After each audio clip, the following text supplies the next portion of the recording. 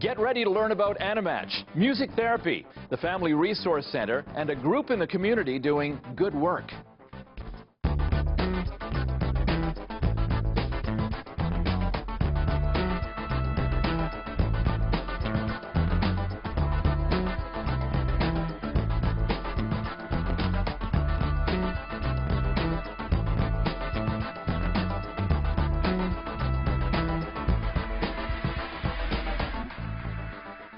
Welcome to Montreal Billboard. I'm Richard Dagenet. The Family Resource Center was started to help children with attention deficit disorder and the teachers who were educating them. It's evolved into much more. Not every music therapist is a musician, but every music therapist knows the power of music and the difference it can make to patients young and old dealing with all kinds of issues. We begin our show with Animatch. Bettina Missel is a volunteer from Animatch. And Bettina, maybe you can start by explaining to Montreal Billboard viewers the difference between Animatch and the typical dog rescue setup. You're very different. Right. So at Animatch, I guess the difference with another dog rescue is really the adoption process, probably, I would say. It's a bit of a longer process than another rescue. We have an adoption form that families have to fill out firstly, and then we take it to another department in the organization called the placement department, where they then go through the forms and try to find really the best possible match for the dog to meet the dog's needs. If that's a match, then we then invite the family to come to the center to meet the dog one-on-one. So it really is a long process, and it's not kind of a we go in and we leave with the dog the same day. Right. Yeah. I guess maybe explain the advantage of having that much more information from prospective adopters. Right. The goal at Animatch is really to find the best possible family. It's to find a match between the dog and the family. That's why the process is so long, and it's such a thorough process. I shouldn't say long, but thorough. It really is in the best interest of the animal, so that the animal doesn't have to go back to a shelter or doesn't have to end up in the same situation that they are when we get them at Animatch. Yeah. But Bree just said. Yeah, Bree is talking right now. Tell us about Bree. Bree's from Animatch? Bree is from Animatch. Bree is my dog, my husband and I's dog, that we adopted from Animatch 2 years ago. And yeah, she has a past that we don't really know about, actually. I believe she was a stray dog that ended up at Animatch, and my husband and I saw her online and fell in love, filled out the adoption form, went through the whole process, and finally were able to go home with her. And she's absolutely amazing. Wow, she's beautiful. Does it ever happen where people fill out all the papers and you figure, okay, it's a good match on paper, and then the prospective adopter meets the animal and it doesn't work, or is that? That does happen. It has happened where it gets to the final stage where the family does come to the center, has the one-on-one, and for whatever reason, it's not a match. They might not be getting along, or sometimes if there's a family, you'll bring your whole family, right? So if the child is there and for some reason there's a difficulty, it may not be a match. In those cases, oops. In those cases, you can go on what's called our waiting list, I guess we can call it, where you can stay for 2 months. And if we ever find another dog, or another dog comes up that we feel would be a good match with your family, then we'll give you a call. After the 2 months are up, then you have to fill out another adoption form, though. Okay. Yeah. You guys have a limit of 15 dogs. You don't take more than 15 dogs. Why? Well, it's just the way that the center is set up. It's really supposed to only be for 15 dogs. So we have different groups. The dogs are kind of grouped in different sections. There's some dogs that get along well with each other. They're called the office gang. So they get to roam freely in the center and just hang out. There's some dogs that, for whatever reasons, have a bit more behavior difficulties, and they have to be separated. So there really is only space for about 15 dogs.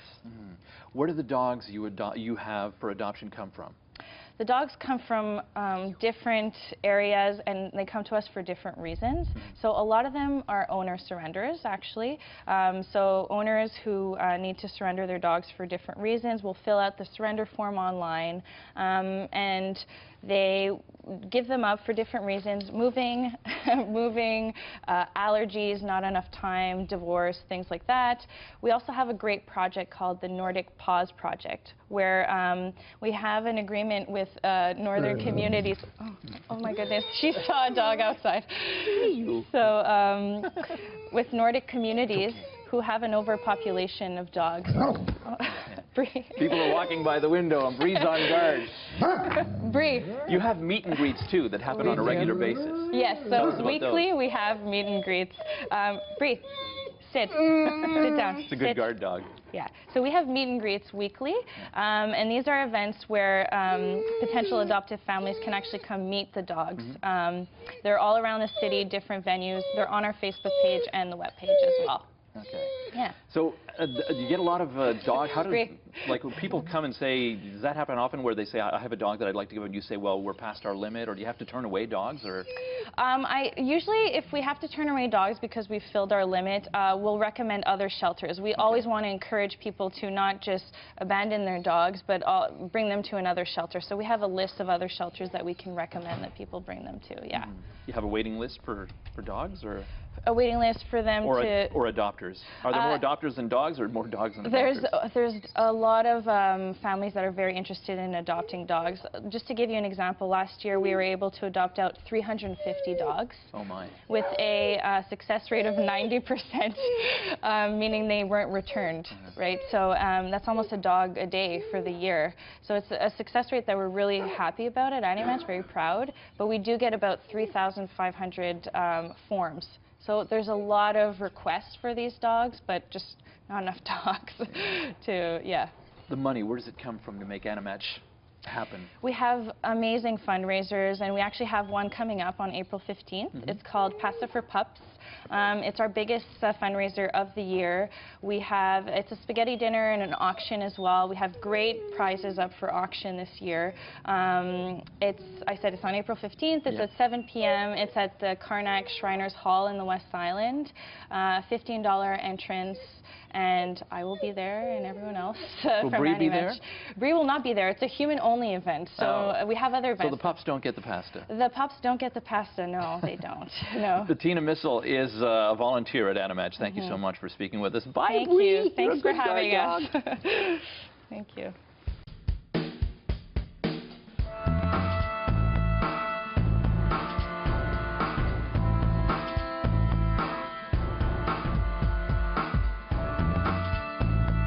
We're joined now by Tania Lavoie, who is president of l'Association Québécoise de Musicothérapie, and we're also joined by Christelle Laforme, who is a music therapist. And for Montreal Billboard viewers who are wondering, music therapy, I've never heard of that. What is it exactly? So music therapy is the skillful use of music and musical elements by an accredited music therapist to promote, maintain, and restore physical, mental, emotional, and spiritual health. So music has nonverbal, creative, structural, and emotional qualities, and these qualities are used in the therapeutic relationship to facilitate communication, interaction, self-expression, self-awareness, personal development. Yeah. It is so powerful, music. It is. You know, I don't know if you can explain what it is about music that music is very therapeutic. Yeah, it's part of who we are, just as humans. Our first musical experience is in the womb. It's our heartbeat. It's our mother's heartbeat. It's the blood circulation, the whoosh, whoosh sounds. So we are exposed to music at a very, very young age. It helps with development. More and more research is showing in terms of neurology that music has an effect, an incredible effect on the brain, and so on brain development, connections, all these things. It's a powerful tool. Yeah. So how do you become a music therapist? People need to have to done a music program or need to have a solid background in music. So everybody play an instrument, me it's piano, Tanya too. But some other people play guitar or use the voice. Also they need to have psychology classes. And after that, they can apply for the graduate diploma in music therapy at Concordia University. And there, they have to do their music therapy board certification that is required by the Canadian Association for Music Therapy. And after that, if they want, they can pursue for the Master in Music Therapy that each of us have done. Okay. Sounds like a long road. It is. You know, you have to be, all of us really are musicians to start with. We do cégep. So all music therapists are musicians? Yes. Okay, when I said at the opening of the show, oh, in North America. In North America. In France, in Europe, it's a little bit different, but in North America, everybody has some kind of musical background. Okay. So who can use a music therapist? And is it up to the music therapist to look at each individual case and say, no, in this case, music would not help? Or can music help in all cases? I think that it can. It really depends on the person's musical history and prior experience. So clients don't need to have musical backgrounds. They don't need to be musicians. They don't need to be able to play. No. But it is useful and beneficial in all walks of life. From really prenatal all the way to the end of stages of life in palliative care, we can use music because it is so basic. It's so important to our well-being. I work with kids where I use music to encourage interaction. I help them with self-awareness. We work on language skills, all these things that kids need to help them develop and be who they want to be. Is it fair to say music therapy mostly works with children? It works with all people. Mm-hmm. It's seen a lot with kids, but it's also in geriatrics, which is Christelle's area of expertise. Mm-hmm. Yeah. What difference does the music make to older people, older patients? I see, by example, people who wander. Mm-hmm. So they wander to cope with their anxiety. So when I play music, they sit and listen to music. So it's a way to decrease their anxiety. Yeah. So, yeah. Is that fair to say for everybody? The difference that music makes to patients in general? I guess one of the first things that it does is reduce anxiety. It can be one of the objectives. So everything is individualized. We create intervention plans with goals and objectives with each patient, just like any other therapist. Mm-hmm. It could be, like she was saying, to decrease anxiety. It could be to help decrease pain, perception of pain. That's we see a lot in end-of-life care, oncology, patients in hospitals, things like that. But it can also be to increase self-esteem, to increase self-awareness, to increase speech. Music therapy, the biggest difference, I think, between music education and music therapy is we have non-musical goals. So in music education, you'll learn how to play an instrument, you'll learn how to sing. In music, we'll use playing and singing and improvisation, but it's for non-musical goals. Mm-hmm. How do you find a music therapist? You have to go to the Association Québécoise de Musicothérapie website, musicotherapieaqm.org. Under the tab Music Therapist, find a music therapist.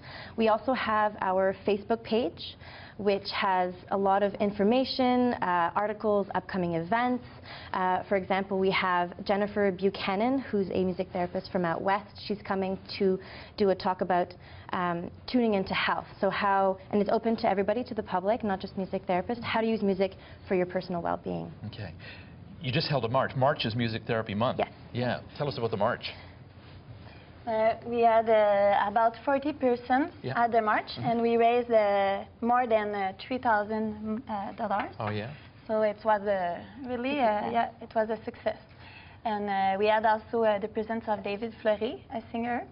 And the people can raise money until the 31st of March. And on the website musictherapytrust.ca. And all the money goes to start projects in music therapy over the Canada. Yeah. So people who are watching will think this is pretty awesome that music has this much power and that it can make such a difference to patients. They can actually watch you guys perform soon. Tell us about the show that's coming up. So we have actually the Concordia students are offering a benefit concert for the Fonds José, which is a sub-foundation of the Music Therapy Trust Fund. So they will be performing April 13th, Wednesday, April 13th, at the Jazz Club upstairs in downtown Montreal to benefit music therapy programs, projects, and also to demonstrate, you know, we don't just do therapy, we play music, we're all musicians, we really enjoy our work. It's really a passion that we have to help people through our preferred medium, which is music. Yeah, no, it's awesome to hear that music has that much power, and that the power is being put to such important use, you know, to help patients get better. Tanya Lavoie is president of l'Association Québécoise de Musicothérapie, and Christelle Laforme is a music therapist. Thank you very much for speaking with us. Thank you.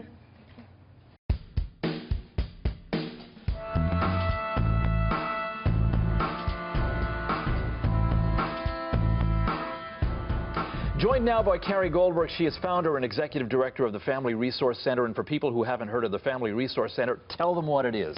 Basically what it is that it's a nonprofit organization that works with kids 6 to 25, parents and professionals experiencing mental health issues. So kids with ADHD, ADD, learning disabilities, individuals who are brilliant but are out on a limb right now. So when it started in 1999, it was mainly focused on attention deficit disorder, but it evolved. How did it evolve? How did that happen? What happened basically is we found out that many of the kids not only have ADHD but have learning disabilities, have bipolar. So when we were working with just the ADD kids, we realized that the issues were far more severe. So we started working with all different types of kids, kids that have no diagnosis, kids that have diagnosis. Basically, we even work with kids who are just shy. So our mandate really is to teach them the skills that they need to be successful. But when you made that adjustment, sort of to widen your scope, what did that mean for the Family Resource Center? I mean, more clients. That must have been more challenging. Not exactly more challenging, but we realized that we had to put our scope larger in that we had to work with them more specifically. So when we're working with them more specifically, we work not only with the kids, but also with the teachers, with the parents, with the coaches. So we learned to work with not just the child, but the child in its own community. So what we do is we teach them skills, social skills, which means how do I work with the individual within a community? Study skills, how do I study? How do I take notes? How do I do the things that our teachers are expecting us to do? Transition skills, because going into high school is really difficult for a lot of kids. Going out of high school is confusing for a lot of kids. What do I do? What are my options? Where do I go? We have a girls empowerment project because our ladies really don't know how to think for themselves. A lot of our girls are far more sexual than they should be. And we have a lot of parent and professional skills development because our parents really don't know how to advocate for our kids. And they don't know how to really discipline their kids effectively. You're touching on 1 million different, super important subjects. And that's the reason why we're doing what we're doing. But you're just saying it like, yeah, but who makes all this happen? Who? It's volunteers? Or? We have volunteers, we have social workers, we have recreational individuals. We now have specialists like music therapy, drama therapy, because our kids need to learn the way they learn, not the way we expect them to learn. So a lot of our kids can't learn within the educational system. They have to learn it their way in order to be successful. Who are your kids? How old are they, and where do they come from? They come from West Island, Laval, Montreal. They're ages 6 to 25. My oldest kid right now is 44. So a lot of our adults are considered my kids because they never learned these skills. Has anybody ever taught you how to budget? Anybody ever taught you how to study? No. Okay. Anybody ever taught you how to write notes? As a journalist, don't you need to know how to do that? Yeah, I mean, in school, I guess I sort of taught myself. That's right. You know, but a lot of our trial kids, and error. That's right. But a lot of our kids don't know how to teach themselves. So they need someone to show them and support them on how to learn themselves.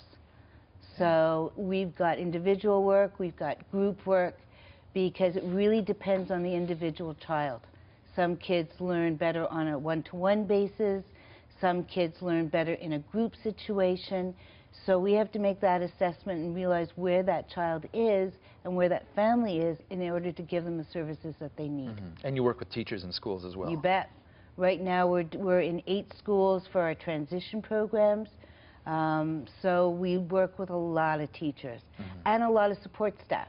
So it could be lunch mothers, who are working with the kids during lunch period and recess where there's no support or structure. We're working with teachers, psychologists, you name it, we've been there. Are you satisfied with what the government's doing? No. Funding is very difficult, which is one of the major issues.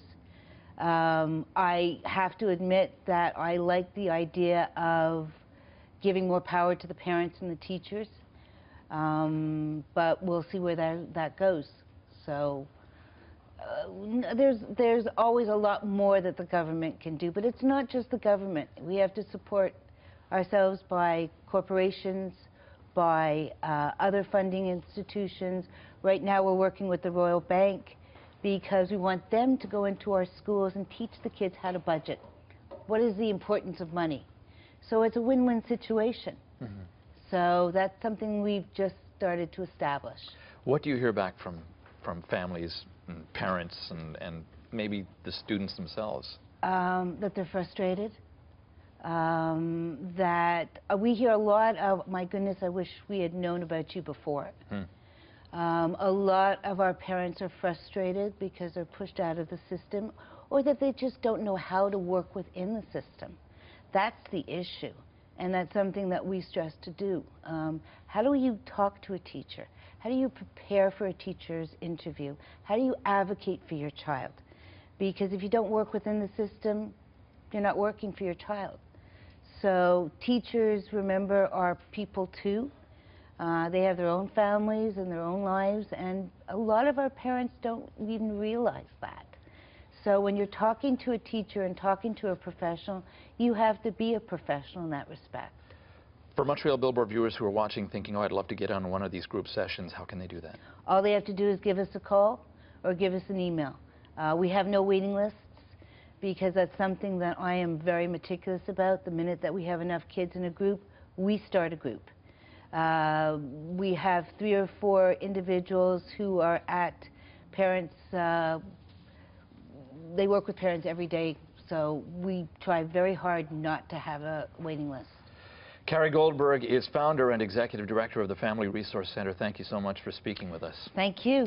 And if you know of a group that does as much amazing work as the Family Resource Center, then you can get in touch with us. It's easy to do. Here's how.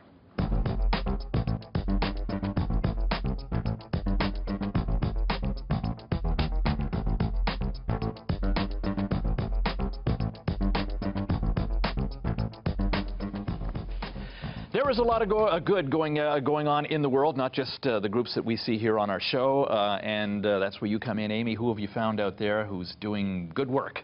This week it's Empty Bowls Montreal. So this is a group that runs soup fundraisers where 100% of the proceeds go to organizations that fight hunger. And what's really unique about the events is all the bowls are handmade and donated by local potters. And you go to the event, you choose your bowl, and you get to take it home with you as a reminder of people who are living in hunger. So you go there, you choose the bowl that your soup's going to be served in? Exactly. Oh yeah? How did Empty Bowl start? So it started in 1990 in Michigan in a high school art class as a way to give back to the community. So kind of art meets social justice. And since then it's spread across borders internationally. And the first one in Montreal was organized by the Unitarian Church. Sheila Kaplan, I spoke with, was one of the original volunteers for that event. Since then, she's helped raise more than $100,000 for these organizations, mostly through the church and then through her synagogue. And now they're partnering with a lot of the organizations that have benefited from these events to help them run their own events as a mentorship, and which is really beneficial for those organizations because they get to invite guests into their own spaces and really explain what's going on, because there is an educational component to each event and to the concept of these events. Yeah. They have a lot of stuff happening in Montreal. They do. So coming up April 2nd at Lawrence Restaurant, there'll be an event there. April 3rd at Dorche Emet Congregation in Hampstead. April 5th at Café Zephyr in NDG. April 9th at the NDG Food Depot. And then for Earth Day on April 22nd at the Mount Royal Country Club in TMR. It's going to be a special lunchtime event where potters from TMR are donating all of the bowls. The bowls themselves are special. They are very unique, yes. So none of them are the same. Everyone is going to be unique. And the idea is that you can come back if you want a year after. Some people do come back the year after and they ask for a bowl from the same potter. This is not IKEA. These are not commercially, industrially made bowls. And you can buy a second bowl at the event if you want to. It really is a unique item, a one-of-a-kind piece. So you can come for the soup fundraiser, you can come to support a good cause, but you can also get a unique work of art out of it. And so it's a hard thing to make these bowls. They come from art studios, they come from individual professional potters, and a lot of them come from 1001 Pots in Val David, which is an exhibition in the summer that runs for a month. You're seeing some of the visuals from it now.